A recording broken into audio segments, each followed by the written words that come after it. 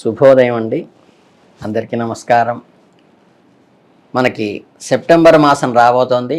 ఈ సెప్టెంబర్ మాసంలో రాసుల్లో 4వ రాశి అయినటువంటి కర్కాటక రాశి వారి యొక్క ఫలితాలు చూద్దాము. పునర్వసులో చివరి పాదము, పుష్యములో 4 పాదాలు, తర్వాత ఏంటి ఆశ్లేషాలో 4 పాదాలు. ఇవన్నీ కర్కాటక రాశి వారికి సంబంధించినవి. ఈ నక్షత్రాల వాళ్ళు ఈ సెప్టెంబర్ మాసంలో వీళ్ళకి 16వ తారీఖు నుండి రవిచే చిన్న తరహా ప్రయోజనాలు పొందుతారు. ఒత్తిడులు అధికంగా ఉంటుంది. ప్రయాణాలు కూడా ఎక్కువగా చేసేటువంటి అవకాశం రావచ్చు. ఉద్యోగులు తోటివారితో, పై అధికారులతోనూ జాగ్రత్తగా ఉండాలి. వృత్తి వ్యాపారాలను కానీ, స్పెక్యులేషన్ కానీ, రొటేషన్లు కానీ చేసేటువంటి వాళ్ళకు చిన్న తరహా ఇబ్బందులు అయితే ఏర్పడే అవకాశం ఉంది కాబట్టి జాగ్రత్తగా ఉండండి. వాహనాలు, యంత్రాలు వాడకంలో కూడా కొంచెం జాగ్రత్తగా ఉండండి. ఈ నెలలో మీ కెరియర్కి అయితే ఎంతో అనుకూలంగా ఉంటుంది. ఉద్యోగం చేసే వాళ్ళకి మీ పని పట్ల పూర్తి శ్రద్ధ చూపిస్తారు. అంకిత భావంతో పనిచేసి అనుకున్న లక్ష్యాలను చేరుకుంటారు. మీ పనితీరు మెరుగవడం ప్రారంభమవుతుంది. మీ సహోద్యోగులు ఎవరైతే ఉంటారో ఉన్నతాధికారులు మీ కృషిని గుర్తిస్తారు. కొత్త అవకాశాలు మీ ముందుకు వస్తూ ఉంటాయి. మీరు వాటిని సద్వినియోగం చేసుకుని ప్రాపర్గా యూటిలైజ్ చేసుకుంటే మీ కెరియర్లో మంచి గ్రోత్ వచ్చేటువంటి అవకాశం ఉంది. విద్యార్థులకు కూడా ఈ నెలలో మంచి అనుకూలమైన వాతావరణం ఉంటుందని చెప్పవచ్చు. చదువు పైన మీకున్న ఆసక్తి పెరుగుతుంది. చదువు పైన పూర్తి దృష్టి పెట్టి శ్రద్ధగా ప్రయత్నించినట్లయితే అనుకున్న ఫలితాలను ఖచ్చితంగా సాధిస్తారు. కొన్ని అడ్డంకులు, చిన్న చిన్న అడ్డంకులు ఎదురైనప్పటికీ కూడా పట్టుదలతో కృషి చేస్తే మీకు ఈ మాసం అనుకూల ఫలితాలే వస్తాయి. పరీక్షల్లో మంచి మార్కులు కూడా సాధిస్తారు. మీరు ఎంచుకున్న విద్యా సంస్థల్లో కూడా ప్రవేశం లభించేటువంటి అవకాశం కూడా మీకు కలుగుతుంది. అది శుభపరిణామం. మరో నగరంలో కానీ, విదేశాల్లో కానీ చదువుకునేటువంటి అవకాశాలు కూడా వస్తాయి. అంటే మీకు కొత్త అనుభవాలు, కొత్త అవకాశాలు, కొత్త ప్రాంతానికి విజిట్ చేసేటువంటి అవకాశం కూడా ఈ నెలలో ఉంది. కుటుంబ జీవితంలో మిశ్రమ ఫలితాలే ఉంటాయి. ఇక కుటుంబంలో కీర్తి పెరుగుతుంది, గౌరవం పెరుగుతుంది. కుటుంబ సభ్యుల మధ్య బాండింగ్ కూడా పెరిగేటువంటి అవకాశం ఉంది. అందరితో కలిసి సంతోషంగా విహారయాత్రలు కూడా చేసేటువంటి అవకాశం ఉంది. కొన్ని చిన్న చిన్న అభిప్రాయాల భేదాలు వచ్చినప్పటికీ కూడా చాలా సామరస్యంతో వాటిని పరిష్కరించుకోవచ్చు. వేరే ఇబ్బందులు ఏం లేవు. ఇంట్లో పెద్దవాళ్ళు, ఓల్డ్ ఏజెస్ ఎవరైతే ఉంటారో వాళ్ళకు కొద్దిగా మీ పితృమాతృతరం వాళ్ళకి ఆరోగ్యం విషయంలో జాగ్రత్త వహించండి. ఇకపోతే యూత్ ఈ ప్రేమ విషయాల్లో కానీ, ప్రియమైన విషయాలకు కొద్దిగా దూరం అయ్యేటువంటి అవకాశం ఉంటుంది. కాబట్టి ఈ ప్రేమ బంధం మరింత బలపడేట్టు చేసుకోవాల్సిన బాధ్యత మీ మీద ఉంటుంది. ఒకరినొకరు అర్థం చేసుకుంటూ మీ బంధంలో మరింత పరిణతి చెందాలి. వీళ్ళు కొంచెం దూరం అవటం వల్ల ప్రేమను పరీక్షించినప్పటికీ మీ ఇద్దరికీ మరింత దగ్గర చేస్తుంది ఈ దూరం అవటం కూడా. అలాగే ఆర్థిక పరిస్థితి కూడా ఫైనాన్షియల్గా బాగుంటుంది.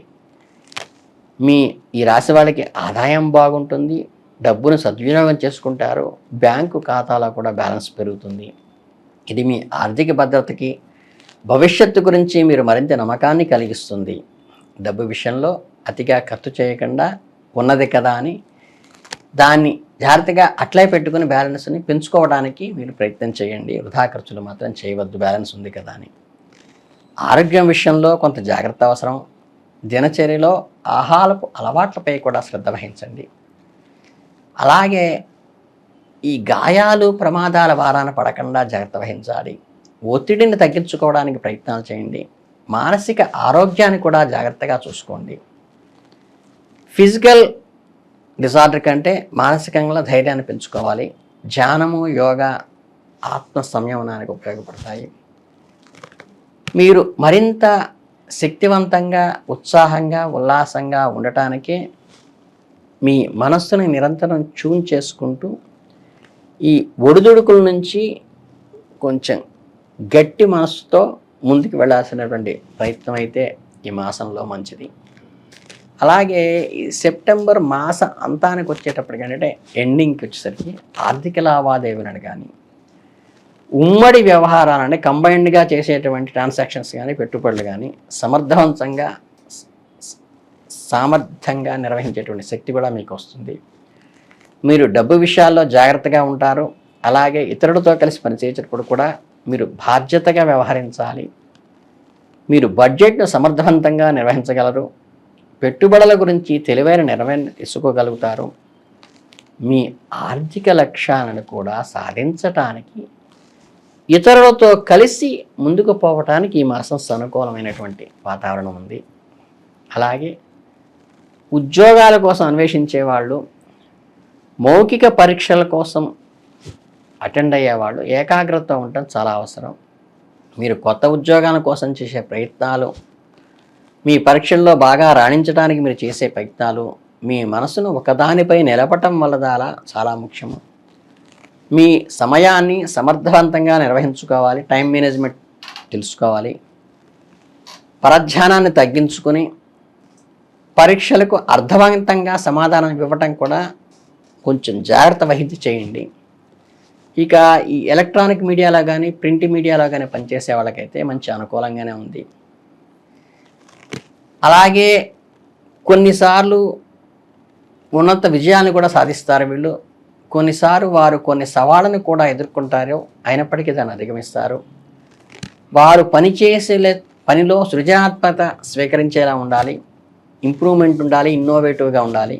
పరిశ్రమలో తాజా పోకడలను తాను అప్డేట్ అయ్యేట్టుగా మీరు మార్చుకోవటం వల్ల ఈ సమస్యలను అధిగమించవచ్చు. అలాగే ఈ టూరిస్ట్ ఉంటారు, దూర ప్రాంతాల ప్రయాణం చేసేవాళ్ళు కానీ, ఎక్కువ టూర్లు చేసేటువంటి ఉద్యోగాల్లో ఉన్నవాళ్ళు కానీ మీ ప్రయాణాల్లో కొంచెం జాగ్రత్తగా ఉండండి. మీ వస్తువులను కూడా జాగ్రత్తగా చూసుకోండి, భద్రత వ్యవహరించండి, మిస్ కాకుండా చూసుకోండి. అది సూచన మాత్రంగా చెప్పడం జరిగింది. ముందుగానే ప్రయాణాన్ని ప్లాన్ చేసుకోవటం, ప్రయాణాల్లో ఇబ్బందులు పడకుండా చూసుకోవటం కూడా, ఎక్కడ వెళుతున్నారో అక్కడ స్థానిక ఆచారాలు నిబంధనలను కూడా తెలుసుకొని వ్యవహరించటం మీకు మంచిది.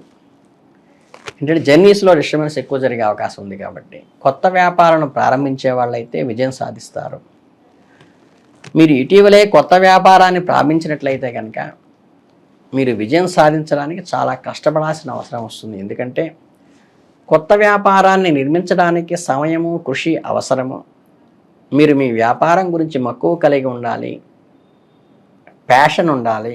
మీ కస్టమర్ల అవసరాలను అర్థం చేసుకొని మీ పోటీదారులకు ఉండేటువంటి అవకాశాలు, అనవకాశాలు బేరీజు వేసుకుని మీరు ముందుకు వెళ్ళాలి. అలాగే ఈ మాసంలో చిన్న చిన్న పరిహారం అంటే శివుడు పార్వతులకి పూజించటం వల్ల కానీ ఈ సవాళ్లను, వ్యాపారంలో ఉండే సవాళ్ళను అధిగమించవచ్చు. నందీశ్వరుడు పూజ కూడా మిమ్మల్ని ఈ ఆటంకాల నుంచి దాటవేస్తుంది. అలాగే శివలింగ అర్చన అంటే రుద్రాభిషేకం ఏదన్నా ఒక సోమవారం మీరు ఈ మాసంలో వీలైతే ఇంట్లో లేదైతే గుడిలోకి వెళ్ళి చేయించుకోవడం మీ గోత్రనామాలతో మంచిది. నందీశ్వరుడి శృంగాల నుంచి శివుడిని చూస్తూ మీరు కోరికను కోరుకుంటే తప్పనిసరిగా ఈ మాసం నెరవేరుతుంది.